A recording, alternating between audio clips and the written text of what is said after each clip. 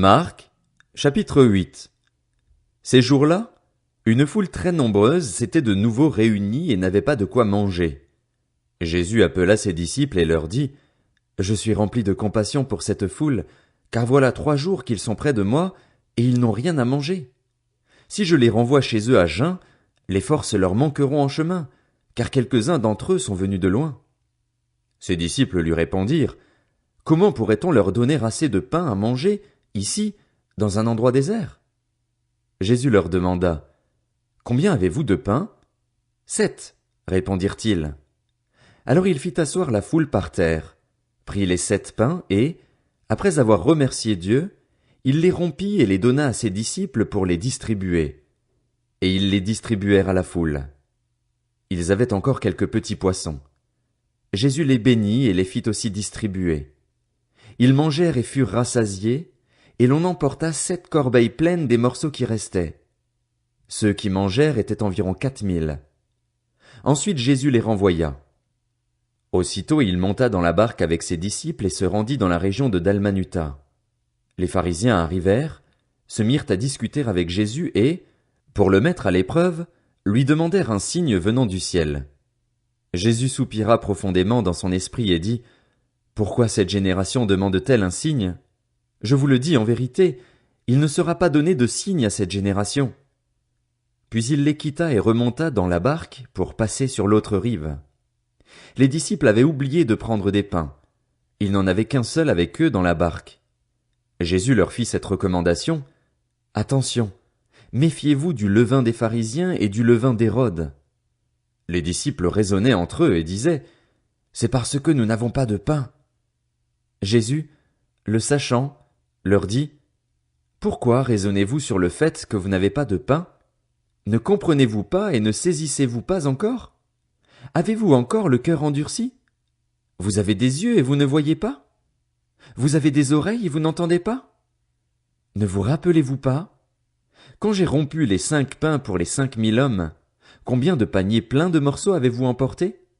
12, lui répondirent-ils.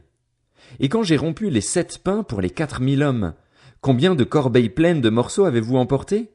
7, répondirent-ils.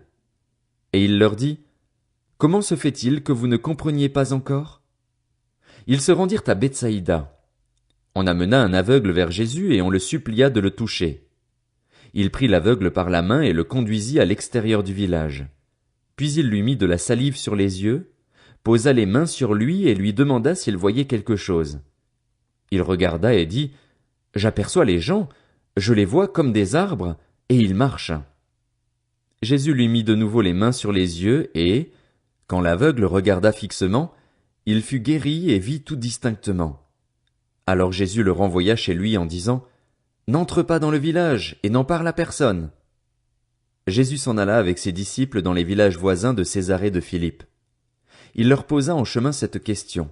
« Qui suis-je, d'après les hommes? » Ils répondirent, « Jean-Baptiste. » D'après certains, Élie. D'après d'autres, l'un des prophètes. « Et d'après vous, qui suis-je? » leur demanda-t-il. Pierre lui répondit, « Tu es le Messie. » Jésus leur recommanda sévèrement de n'en parler à personne. Alors il commença à leur enseigner qu'il fallait que le Fils de l'homme souffre beaucoup, qu'il soit rejeté par les anciens, par les chefs des prêtres et par les spécialistes de la loi, qu'il soit mis à mort et qu'il ressuscite 3 jours après. Il leur disait cela ouvertement. Alors Pierre le prit à part et se mit à le reprendre. Mais Jésus se retourna, regarda ses disciples et réprimanda Pierre en disant, « Arrière, Satan, car tes pensées ne sont pas les pensées de Dieu, mais celles des hommes. » Puis il appela la foule avec ses disciples et il leur dit, « Si quelqu'un veut être mon disciple, qu'il renonce à lui-même, qu'il se charge de sa croix et qu'il me suive. En effet, celui qui voudra sauver sa vie la perdra, mais celui qui la perdra à cause de moi et de la bonne nouvelle la sauvera. Et que servira-t-il à un homme de gagner le monde entier s'il perd son âme? Que donnera un homme en échange de son âme? En effet, celui qui aura honte de moi et de mes paroles au milieu de cette génération adultère et pécheresse, le Fils de l'homme aura aussi honte de lui quand il viendra dans la gloire de son Père avec les saints anges.